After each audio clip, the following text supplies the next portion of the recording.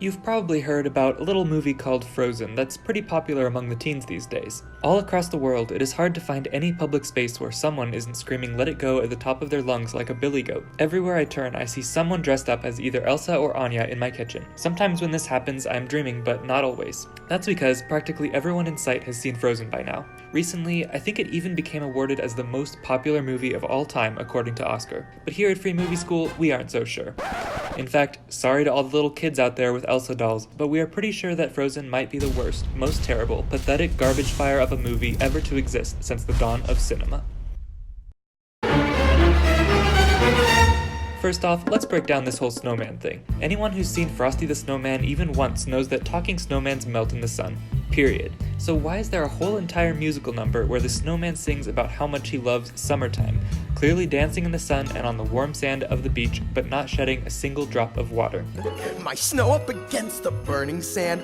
A science mistake this bad really just straight up ruins the whole storyline. If Disney's not going to care 1 inch about the basic facts of nature, why even bother to make a movie at all? Why? Fact number 2, Anya's bogus marriage. Our marriage. You got engaged to someone you just met that day? Yeah. Did I hear that correctly? You got engaged to someone you just met that day? Yes, pay attention. Yeah, pretty sure that's illegal. It's hard for me to imagine any universe where someone could get married to someone they met in a single day. No one is getting married. So many things could go wrong, like what if he turns out to be a bad guy? Did the filmmakers ever think about that? Didn't your parents ever warn you about strangers? Sorry Disney, but you've done it again. Another cold hard fact that just doesn't measure up to reality, no matter how badly you wish for it to come true. But that's not the only scientific inaccuracy. Are you serious? Fact number 3, snowmans can't fly.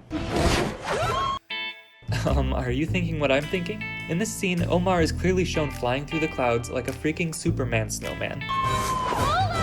Somebody call up Walt Disney and tell him that, news alert, snowmans don't have wings. Okay, on to fact number 4. This one's a doozy.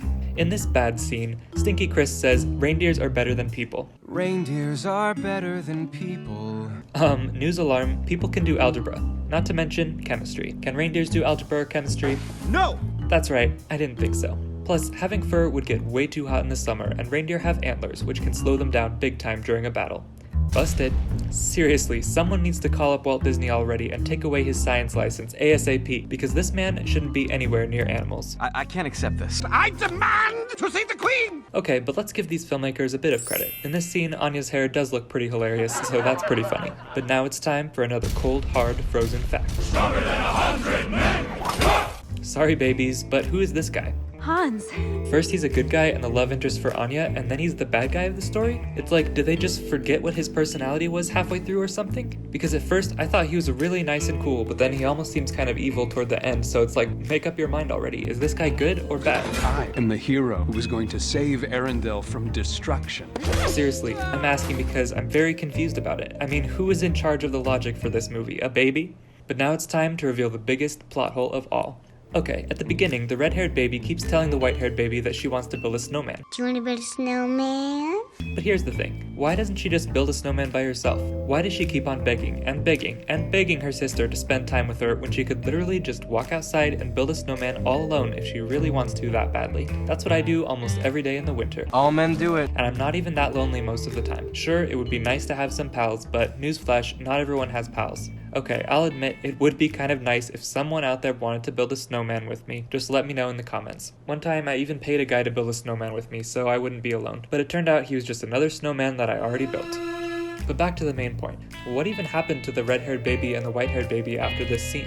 They just disappear from the story and we literally never see them again. It's like, come on people, this is filmmaking 101. Never, ever spend the entire opening act of your movie on random people who don't even matter or come back into the storyline in any way, shape, or form, besides that the main characters have the same color hair as them. Honestly, it's a wonder that Walt Disney can even make any money at all when he's this bad at movies. But back to Han for a second, because I'm still confused. Why did Mr. Han sing Love is an Open Door at the beginning instead of Stinky Chris, if Stinky Chris is the real love interest? And why doesn't Anya just marry Omar already if he loves her so much?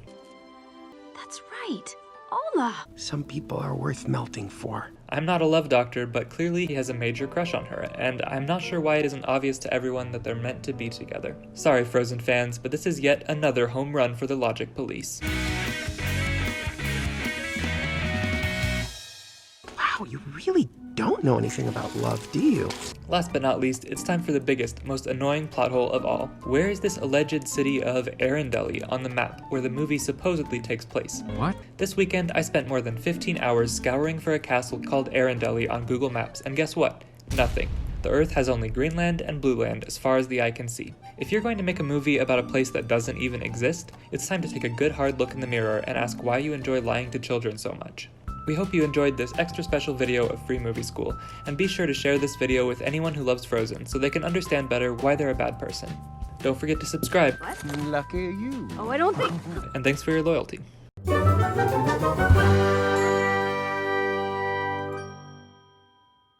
Trolls. They're trolls.